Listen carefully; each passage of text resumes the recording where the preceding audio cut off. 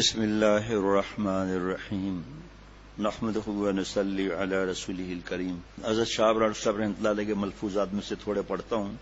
حضرت مفتی محمود حسن گنگوئی دامت برکاتہم اب رحمۃ اللہ علیہ ہو گئے، انہوں نے سنایا کہ حضرت شیخ الہند ہر جمعے کو حضرت گنگوئی رحمۃ اللہ علیہ کی خدمت میں جایا کرتے تھے، جو پہلے بھی سنایا تھا۔ تقریباً 35 کلومیٹر بنتے ہیں پیدل، دیوبند سے گنگو پیدل، اور پھر واپس جمعے کے دن کھانا کھا کے واپس۔ اب سوچیں ذرا صحبت صالحین کی کتنی اہمیت، جبکہ خود شیخ الہند ہیں۔ جناب راستے میں ایک گاؤں پڑتا تھا، ایک مرتبہ وہاں جب پہنچے تو ساتھ میں ایک بزرگ کے نواسے تھے۔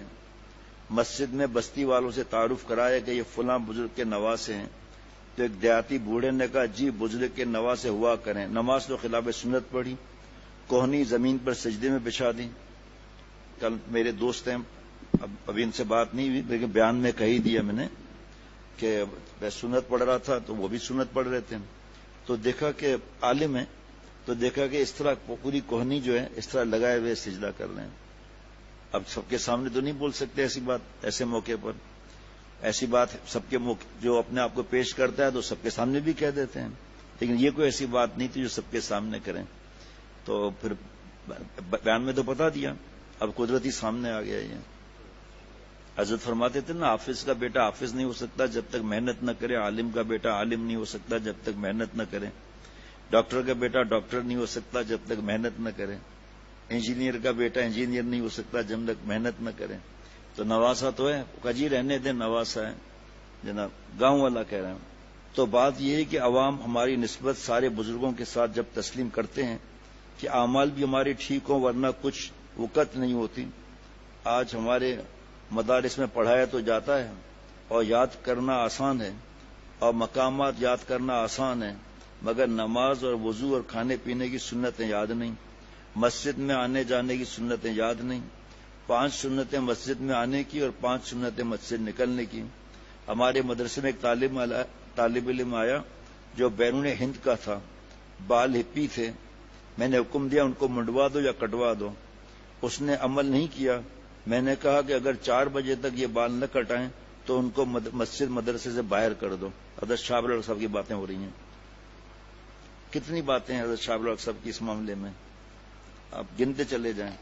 ایک کتاب ہے مجالس ابرار، اس میں طالب علم کو نصیحت، استاذ کو نصیحت، شیخ کو نصیحت، اور جو ہے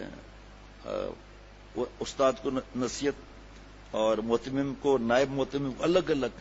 سبحان اللہ، ایمان تازہ ہو جائے۔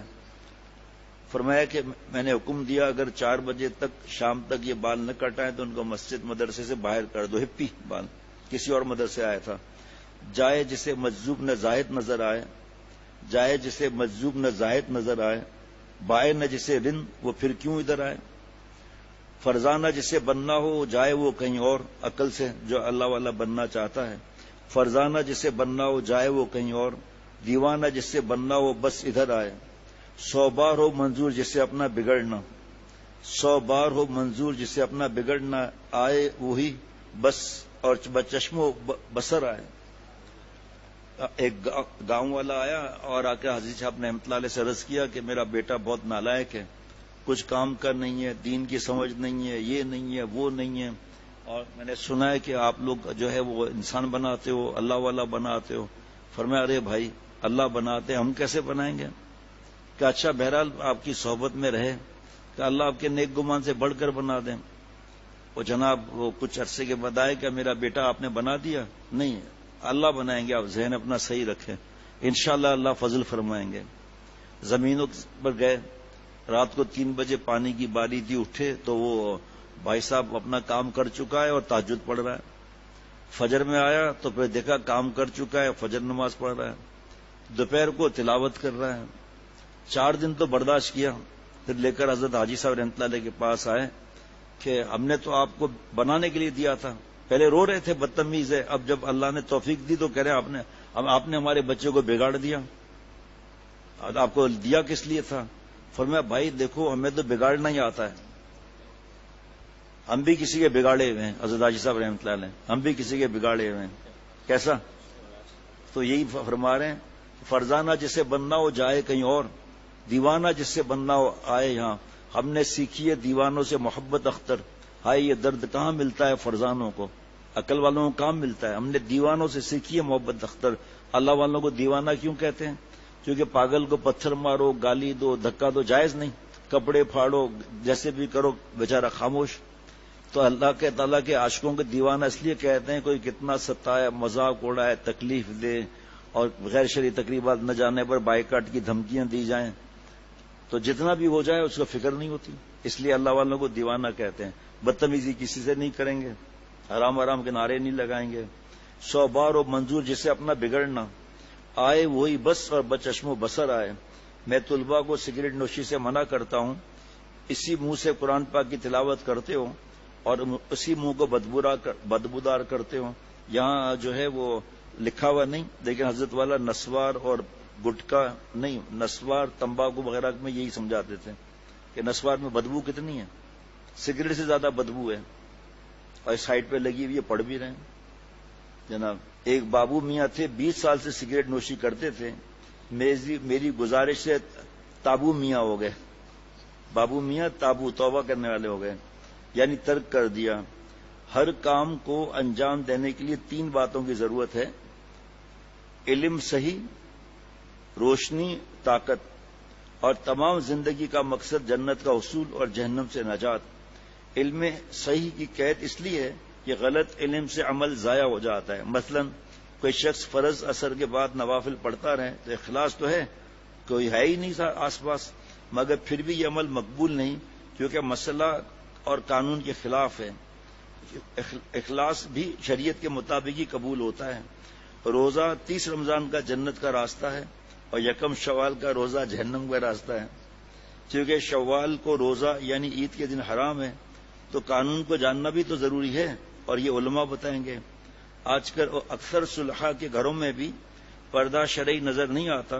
اشراق، تلاوت، تہجد، وظائف کی پابندی تو نہایت اہتمام سے جاری ہے، مگر چچی اور ممانی اور پھوپھی ذات، خالہ ذات، ماموں ذات اور بھاوت سے پردہ نہیں کرتے، سالی سے پردہ نہیں کرتے.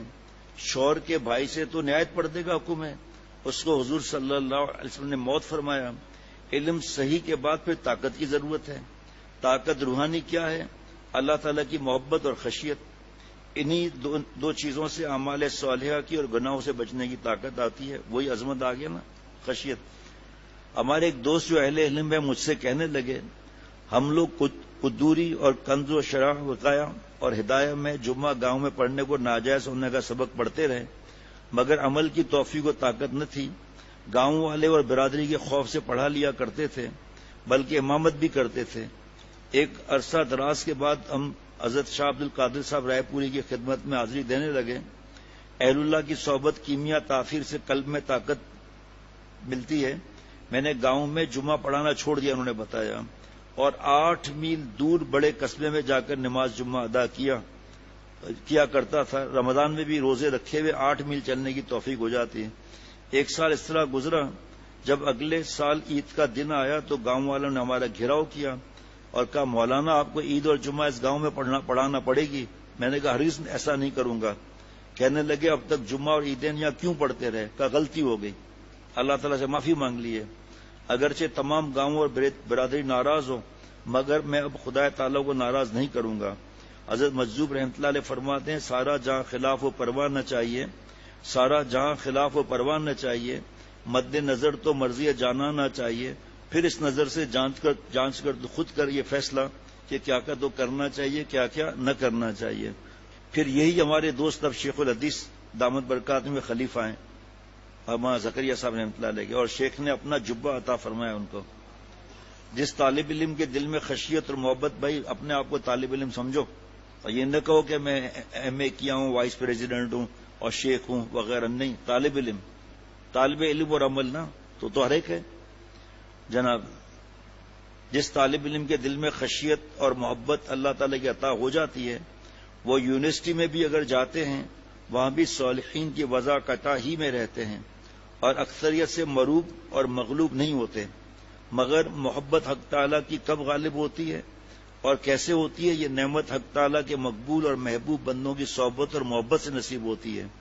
بقول اکبر الہ آبادی جج تھے، تہجد گزار، جینٹل مین تھے پہلے، نہ کتابوں سے نہ بازوں سے نظر سے پیدا، دین ہوتا ہے بزرگوں کی نظر سے پیدا۔ کسی نے شکایت کی کہ ایک عالم میں عمل نہیں کرتے، لوگ ہم سے آگے شکایتیں کرتے ہیں۔ فرمایا خام یعنی کچی سرائی میں اگر پانی داخل ہوتا ہے تو سرائی گھل کر پگھل کر تباہ ہو جاتی ہے، اور پختہ سرائی میں پانی جب داخل ہوتا ہے تو سرائی خود اسے ٹھنڈا کر دیتی ہے، بجائے متاثر ہونے کے مؤثر ہو جاتی ہے۔ غالب اور مغلوب کا، خام اور پختہ کا یہی فرق ہوتا ہے۔ اللہ تعالیٰ نے تقویٰ اور خشیت کا طریقہ حاصل کرنے کا یہی فرمایا، کونوا مع الصادقین، اے ایمان والو تقویٰ اختیار کرو، اور طریقہ یہ ہے کہ صادقین کی صحبت میں رہو۔ صادقین کون ہیں جناب؟ صادقین ہیں اولئک الذین صدقوا واولئک هم المتقون۔ ہر صادق متقی اور متقی صادق ہے۔ صادقین کی تفسیر خود قرآن پاک سے الحمدللہ ہو گئی۔ یہ بات ایک دن تلاوت کرتے ہوئے سمجھ میں آئی۔ حضرت شاہ ابراہیم صاحب رحمۃ اللہ علیہ فرماتے ہیں، ربنا تقبل منا انک انت السمیع العلیم، سبحان ربک رب العزۃ عما یصفون، وسلام علی المرسلین، والحمد للہ رب العالمین، صلی اللہ علی النبی الامی وعلی آلہ واصحابہ وبارک وسلم۔